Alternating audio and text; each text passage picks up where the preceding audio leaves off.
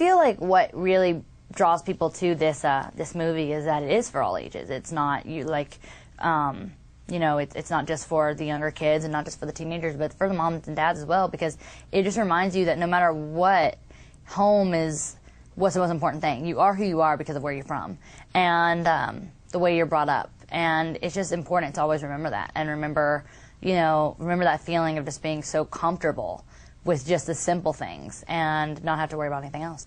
Me and my dad, family is so important to us because, you know, that's all, really in the end, that's all you've got. Because, you know, as you see in the film with Lily, we get in arguments and there's different problems between us, and that's going to happen with friends, and that's going to happen with different people you meet, and that's just the way it works. But family is unconditional love, and that's important to remember.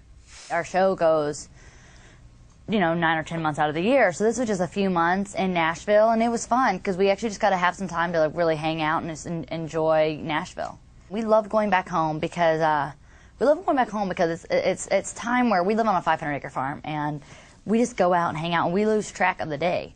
We're not out there on our cell phones and doing all these things and checking the time. We know what time it is by looking at the sunset and looking at the sunrise and just getting lost within the day and just having a good time not thinking about anything. I love heels and I love being, you know, together, but there's also a way of being comfortable and cute and, you know, but for me, it's like not all about the fashion. I definitely have more like the Miley style, but also I love, you know, that Hanah, it really does make it that fantasy world. It's a Superman for girls, you know, where she gets to be that real person and also gets to be this superstar, superhero. And I think that's what really gets kids involved because it's their imagination kind of gets to run wild with the character. Hanah's a little more obsessed with the material and this and that because that's the only thing that keeps her alive.